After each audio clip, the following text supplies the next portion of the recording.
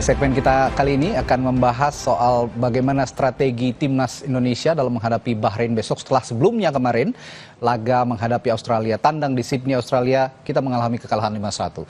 Di studio sudah bergabung ada pengamat sepak bola Gita Suwondo dan juga di sambungan virtual ada manajer timnas Indonesia Sumarji. Selamat malam Pak Sumarji, Bu Gita. Selamat malam.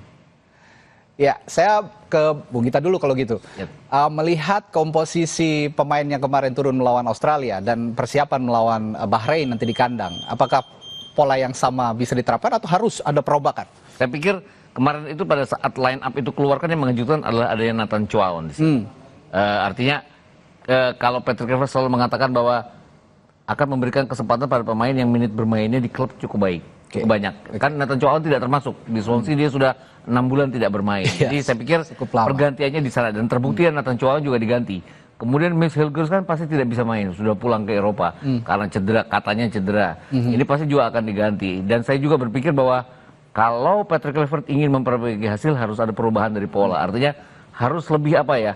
Offense oke, ball position oke, tapi harus lebih mengedepankan pertahanan karena inti kekuatan kita memang di pertahanan sejauh ini. Ya, kalau dulu ya tanpa bermaksud untuk membandingkan dengan Coach Shin, ya.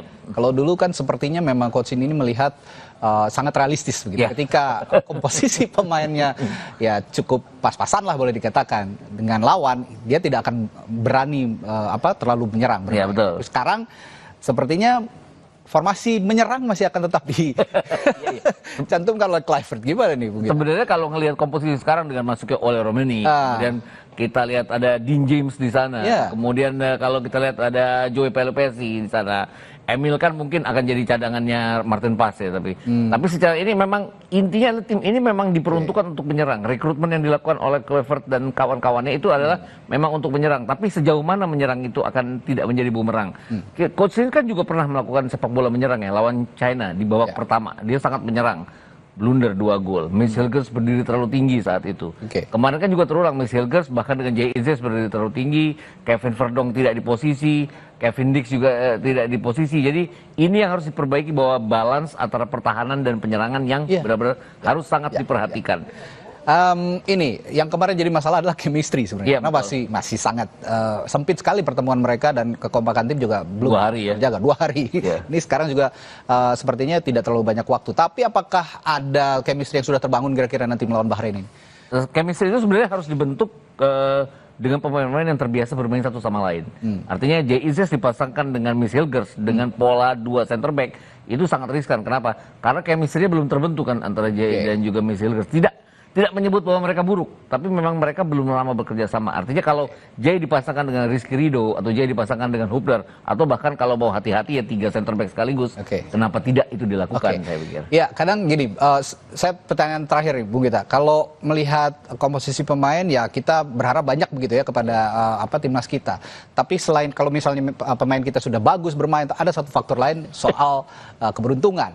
Saya mau bahas soal wasit Tajikistan Sadulo Gulmurodi katanya. Bagaimana coba kira-kira melihat kepemimpinan wasit nanti melawan Bahrain ini? Karena asal Timur Tengah juga nih sepertinya. Tapi lebih ke Asia Tengah ya. Asia Tengah. Tajikistan tidak seperti halnya ini sesuatu hal yang tidak bisa dibuktikan tapi sering berkali-kali merugikan kita. Juga wasit VAR yang kadang-kadang juga merugikan kita walaupun keputusan wasit VAR kemarin yang memberikan penalti kepada itu juga. Bahrain juga sebenarnya agak dipertanyakan yang dilakukan oleh Nathan Chuaon. Dia juga kan memberikan penalti langsung kepada kita ya wasit. Jadi artinya tanpa bermaksud untuk berlama-lama mempermasalahkan wasit, fokus kita benar-benar harus tertuju kepada para pemain Bahrain untuk tidak melakukan kemampuan mereka yang terbaik, yaitu melakukan triki-triki yang seperti itu. Kita lihat waktu pertandingan 2 sama ya, kita seperti teledor di menit-menit akhir sehingga Bahrain kemudian bisa menyamakan kedudukan.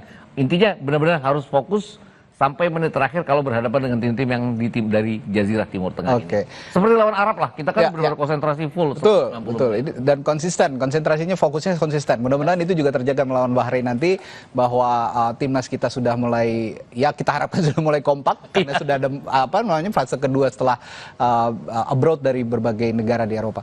Terima kasih Bung Gita, mohon maaf Sama-sama. waktu kita terbatas malam hari ini dan sangat berharga tadi ulasannya dari Bung Gita. Semoga kita besok bisa menyemangati teman-teman timnas di laga melawan Bahrain di kualifikasi Piala Dunia Zona Asia. Terima kasih Bung Gita. Saudara, usai jeda berikut ini kita akan simak pantauan arus mudik dari sejumlah daerah di Sapa Indonesia Malam. Tetaplah bersama kami.